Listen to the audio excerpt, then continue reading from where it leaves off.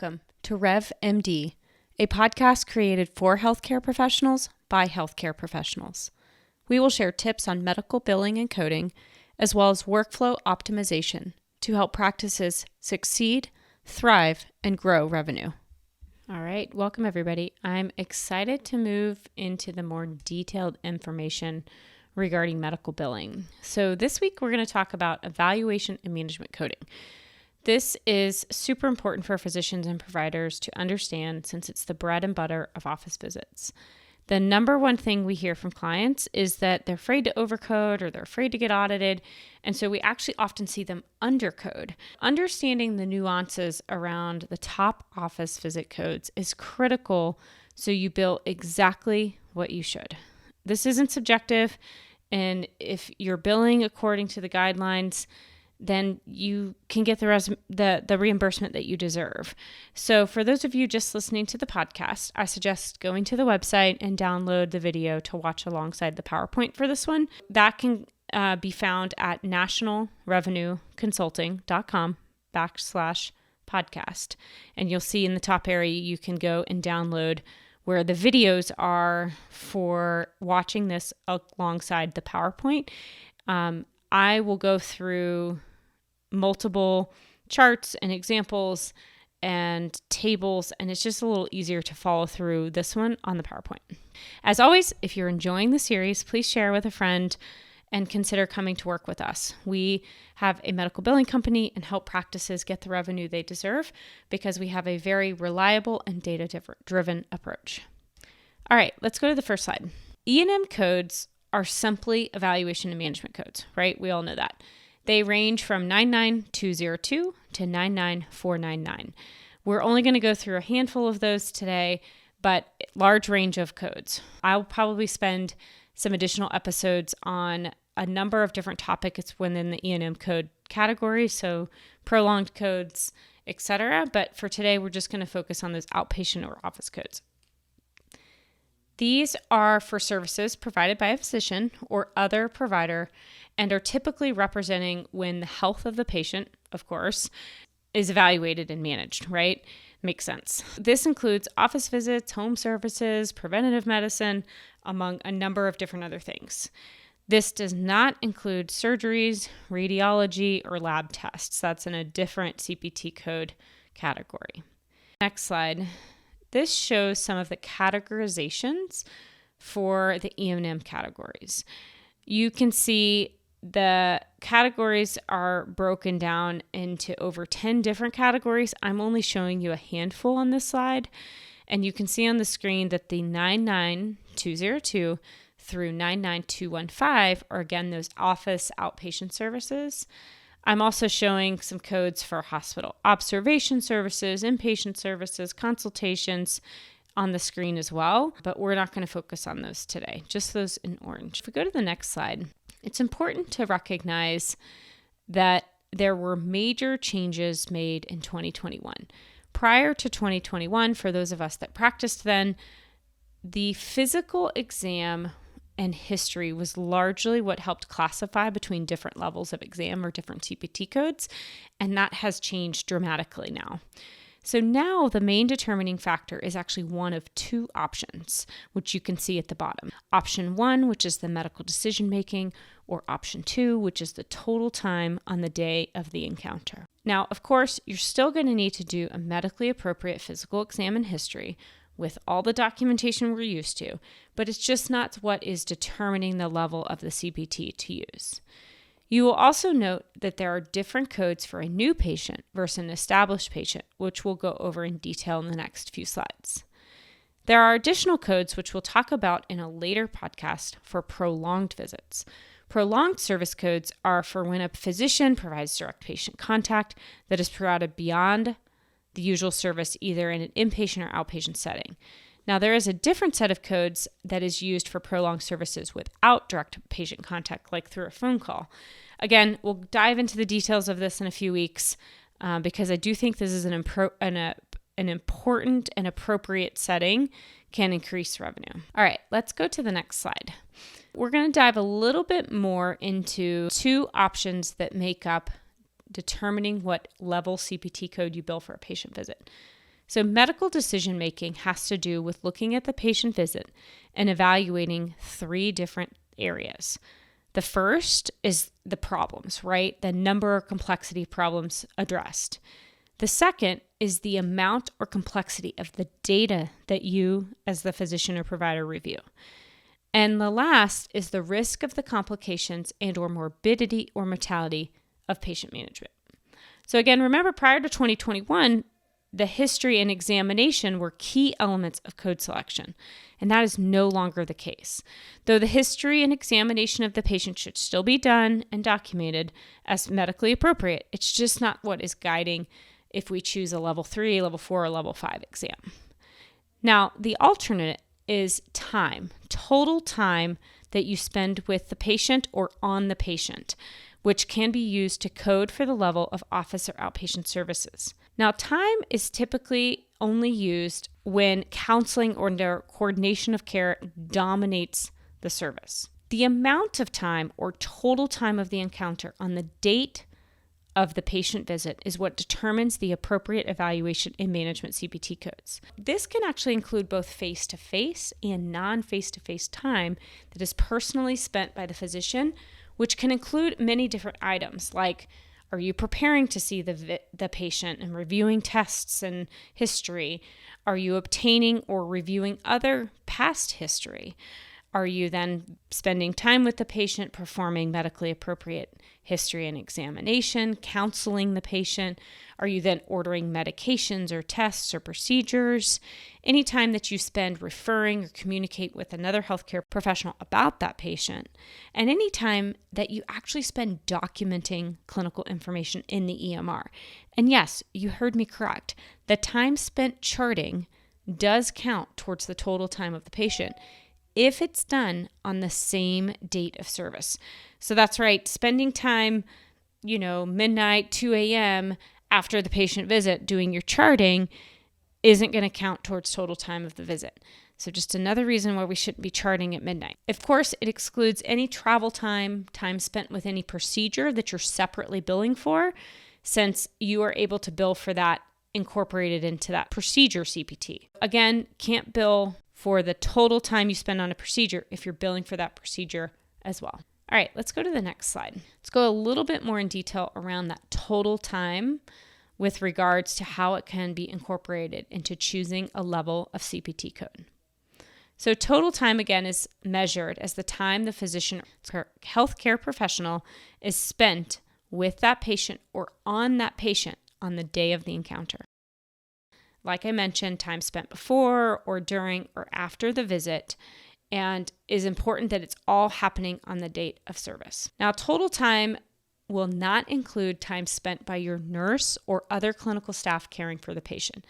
And it will also not include time you spend performing a procedure. Any additional procedure performed during the same encounter with a specific procedure code should be reported separately. Now, on the right-hand side of this slide, you see the level of the visit and the time and CPT codes correlated with either an established patient visit or a new patient visit. I'll give one tip that if you are frequently using total time to bump up, say, a level 3 to a level 4 exam, it's really critical that you document the time that you spend with the patient, and even better if you can outline the time you spent before, during, or after the visit to really back up and verify that the total time spent is justified in the level of exam that you're billing. All right, let's go to the next slide. Now we're going to dive into the other option in order to billing a level of exam for a patient.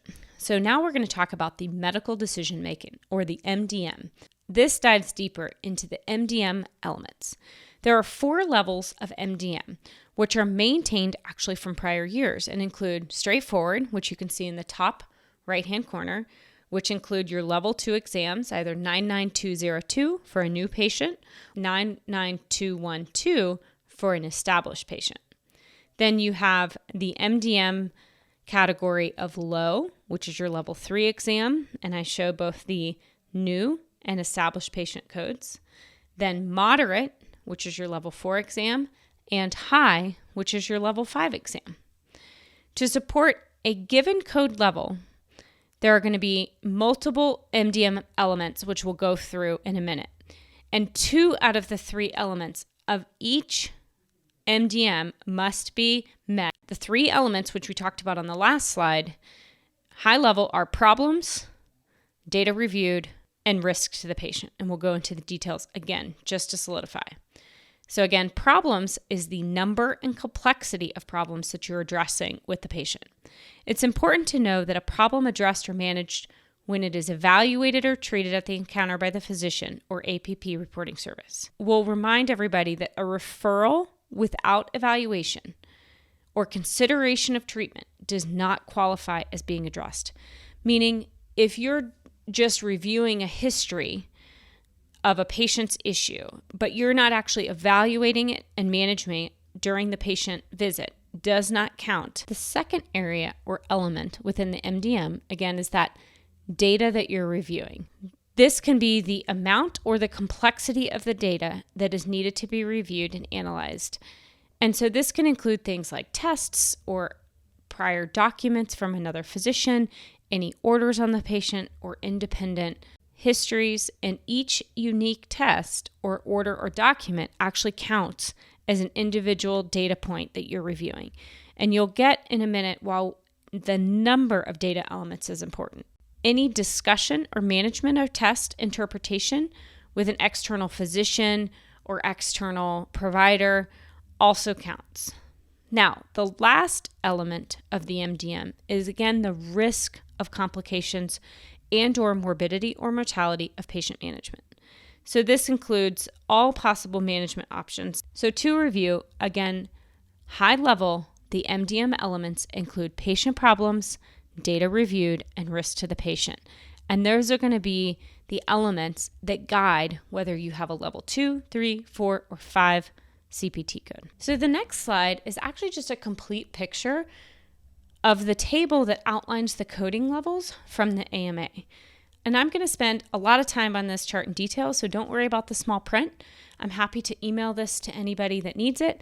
You can email info@nationalrevenueconsulting.com, and I'm happy to shoot this over to you. The next slide, I try and blow up the picture so that you can see the first 3 elements of this coding tool. Again, this comes straight from the AMA. And for this slide, we're going to focus on the level 2 and level 3 visit criteria. You'll also note in tiny print that the 99211, so again, established patients, is on there, but the 99201, the level 1 for new patients, has been removed. That's no longer available since 2021. And I'll show more on the 99211 here in a minute.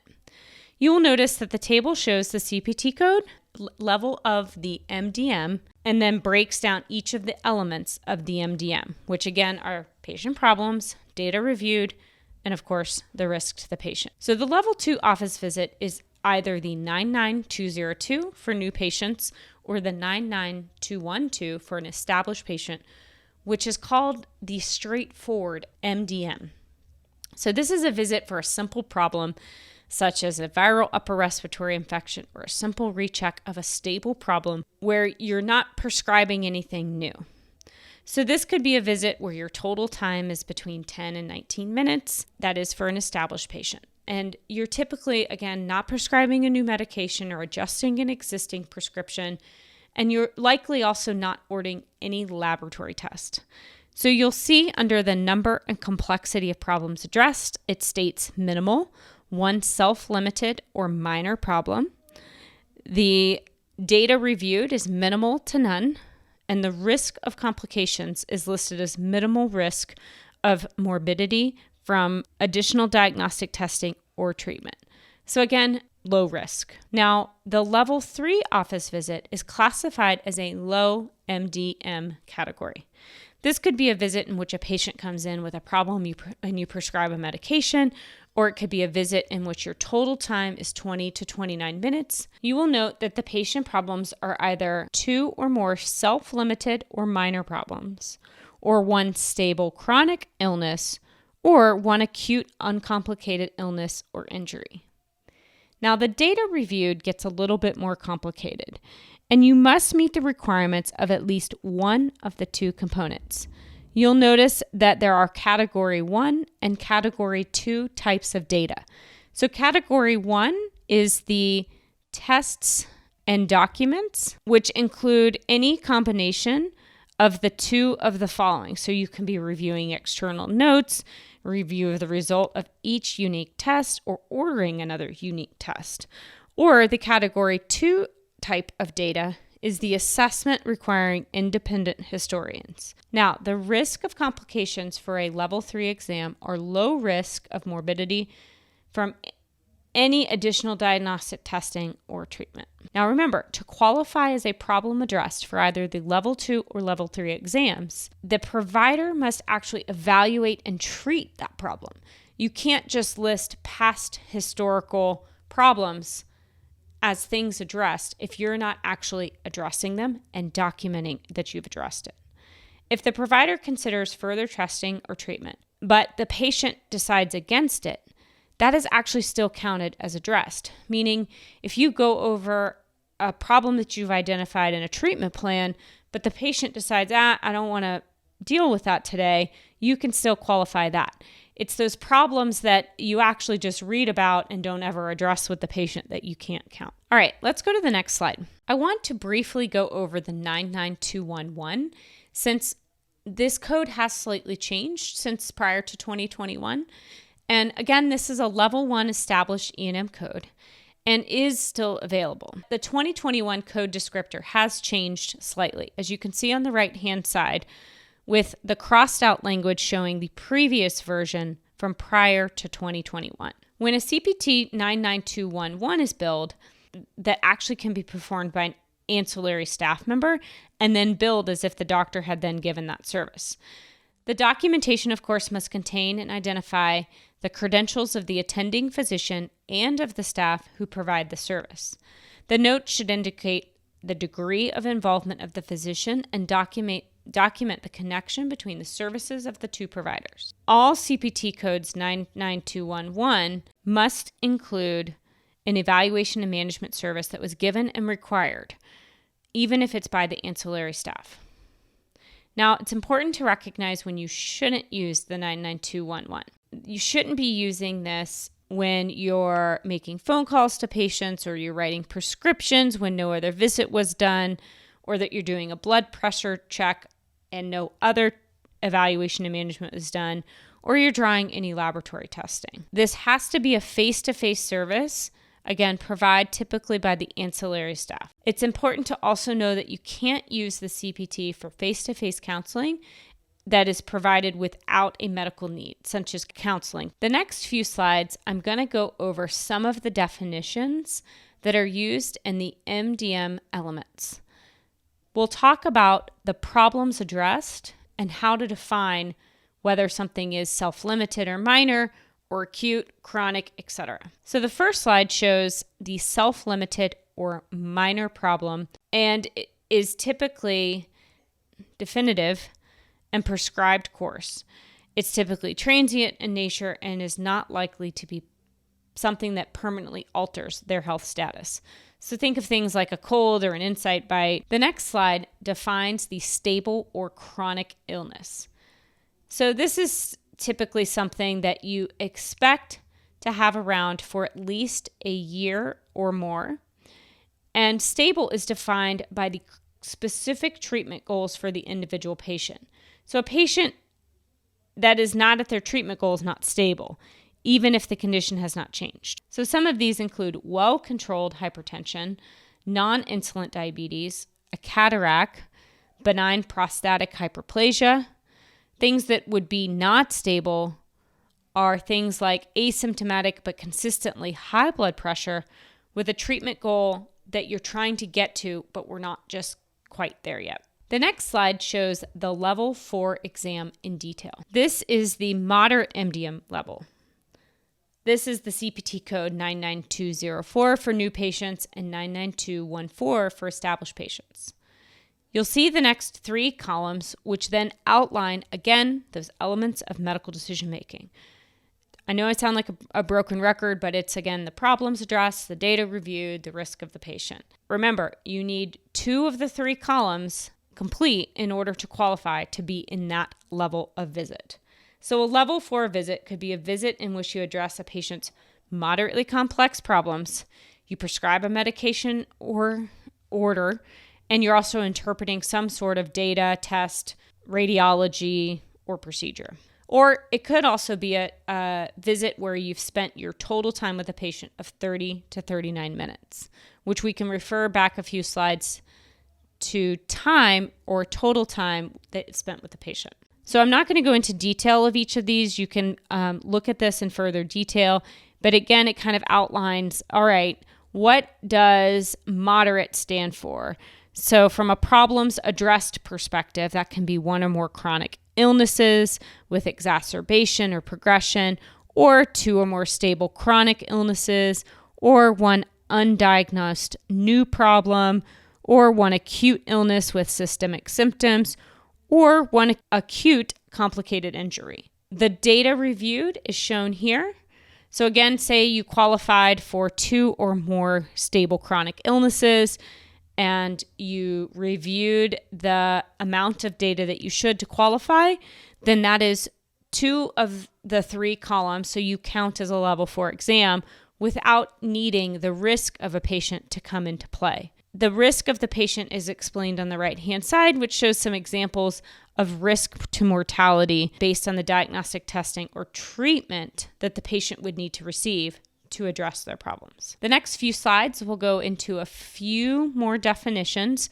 And again, all of these definitions tie back to the problem list in order to qualify for the CPT code. So the definition on the screen is the acute uncomplicated illness or injury. This is something like a recent or new short-term problem with a low risk of morbidity for which treatment is considered. Now, there's little or minimal risk to mortality with treatment, and typically you're expecting full recovery without any functional impairment long-term. The problem is also something that's normally self-limited or minor, but is not resolving consistent with a definitive and prescribed course. So things like cystitis, allergic rhinitis, or even a simple sprain is included in this. The next slide shows the definition of chronic illness with exacerbation, progression, or side effects of treatment. Now, this is something that is acutely worsening, poorly controlled, or progressing with an intent to control the progression and requires additional supportive care or requires treatment for side effects, though this does not typically require hospital level of care. And you'll note that even just having 1 of these, so again, the chronic illness with exacerbation, progression, or side effects of treatment, counts as the number and complexity of problems addressed for a level 4 exam. So that's why it's important to understand these definitions, because it contributes to how you bill. The next slide defines the undiagnosed new problem with an uncertain prognosis. So this is a problem in the differential diagnosis that represents a condition that is likely to result in a high risk of morbidity without treatment. So this is something like a lump in the breast. This problem would also qualify as a reason for a level 4 exam or higher. The last definition is the acute illness with systemic symptoms. So this is an illness that causes systemic symptoms and has a high risk of morbidity without treatment. So some examples of what would qualify are like things like pyelonephritis, colitis, acute myocardial infarction, pulmonary embolism. So again, you see that the severity is much higher and the likelihood of getting systemic symptoms that are severe are much higher. The next slide outlines the level 5 exam criteria. So again, you'll note the 3 elements of the MDM: problems addressed, data reviewed, and risk of complications in the chart attached. This could be a visit in which you see a very acutely sick patient who requires admission to the hospital, assuming that you're not actually the one admitting the patient, because obviously if you do that, you're only billing for the admission itself. Another example is caring for a sick patient with a high complexity of problems for which you're ordering, say, an X-ray or an EKG, plus you're ordering 3 lab tests or more, or this could be a visit in which your total time is 40 to 54 minutes. As with the other slides, you'll notice that the data reviewed is outlined, which really requires outlining at least a combination of 3 or more tests, documents, or independent histories. And typically, there's a high risk of morbidity as you're trying to diagnose or treat this patient.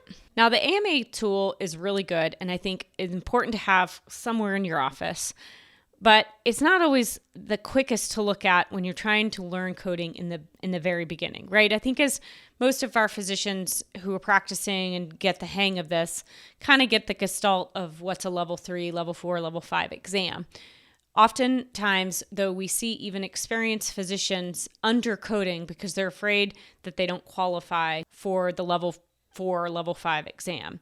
And another reason why I always stress that for our clients, we actually will compare multiple physicians within the office and actually look and see, okay, if the physicians for the most part are seeing the same type of patients, then is the percentage of level 4 exams equivalent or close to the same between the two providers? If not, is one of the providers undercoding or is the other overcoding? So on this next slide, I'm going to talk a little bit about a coding tool. Now, the coding tool, this was actually something I found and is what's called the Tornado template. It's a simplified, concise template that can be used to look at either the total time spent with a patient, depending if it's new or established, and then in very high level talks about the medical decision-making criteria to apply for a certain level of code. So again, we're using one or the other, right? Total time or medical decision-making. And I would highly suggest taking a look at this one. I'm happy to send it to you by link. Again, email I mentioned earlier, info@nationalrevenueconsulting.com. But these are just simple things that you can put in your office to help either your new physicians, new providers, or individuals that need a refresher on coding. It's important to make sure that no matter what, you're paying close attention to those minimal qualifications in order to qualify for, say, a level 4 exam or higher. All right, so now I'm going to summarize the things that we've reviewed today. 99201, right? New patient, level 1 exam has been removed. It's no longer active. Doesn't exist anymore as of 2021. The 99211 is still active and is a level 1 exam for an established patient, typically done by an ancillary staff member. It is face-to-face and is something that helps manage or evaluate a quick problem. Now, the history and physical exam is important from a medical standpoint. It's still important to document, but it's not what is contributing to the level of code that you're billing. That's either going to be that medical decision-making, right, the 3 elements, or the total time used to visit that patient. Remember, the total time includes both face-to-face time as well as non-face-to-face time personally spent by that physician or provider on the same date of service. Of course, you can remember that you can pick either the MDM or the total time to help determine which code to pick, or whichever can give you the highest level of code, depending on one of those options. Now, the last slide talks about a few things that you can implement today into your practice so that you can continue to grow the revenue that you deserve. As always, and I'm going to stress this the entire course, it's important for you to understand the coding guidelines. Even though we're physicians, we didn't learn a lot of this in medical school or residency, we are ultimately responsible for accurate coding. And as a practice owner, we're also the ones who want to be very aware of what we can and cannot do, not just from a regulatory perspective, but from a business perspective, because we want our businesses to grow. So if you're using the total time to qualify for, say, a level 4 or level 5 exam, it's really critical that you do appropriate documentation in the EMR and even potentially outline the time you spent before, during, or after the patient visit for further evidence that it qualifies for that level of an exam. I would also recommend that you're doing regular audits of your billing and coding. There are actually requirements around this for your practice, and so really critical that someone in the office is doing this. If you need help with auditing plans, I'm going to do another course on that sometime here in the next few weeks, because I think that compliance and auditing are often things that we think, oh yeah, we know, we've got this. But in reality, we're not checking all of the boxes. Another key point is making sure that you're tracking data among your providers and along with your entire claim process to see how things are going. You should be meeting with your biller weekly, monthly at a minimum, and going over the data of the claims review, the claims that you have submitted. I cannot stress this enough. I think every single one of the clients that we've had who've been in trouble and who've lost a ton of revenue have been with billers who are either working in a different system or don't have data transparency around what they're billing and how it's doing. There are many different things that you can learn by reviewing your data and understanding, gosh, okay, that's going well, or this isn't going well. I need to tweak this process. And working with the right team who understands the practice workflow can help you see the data, learn from the data, and implement new practices to improve. So if you're not working with a biller today that does that, I highly recommend asking your biller to do that moving forward or identify a new biller to work with. Last, I just want to say it's not necessary to be subjective when it comes to your coding. There are objective guidelines that you can use to help make sure that you're coding appropriately. And again, most of the time we're seeing physicians who are undercoding to be safe. And if you're looking at the objective guidelines, you can help make sure that you're coding to the level that you deserve and should get paid for. As always, partner with the right billing and coding team, as I've outlined many, many times. Certainly that's going to help make your practice thrive. So the next several slides I'm not going to speak to, but they're there for your review. So the appendix will go through the 99211 example through a level 2, level 3, level 4, and level 5 visits with examples from the AMA. Hopefully you've enjoyed this course, and until next time, thanks for joining today. We are starting a movement. If healthcare professionals understand the complexities of medical billing and insurance reimbursement, we can be advocates for our patients and grow our own revenue. If you like this podcast, share it on Facebook and invite others to the Facebook group RevMD.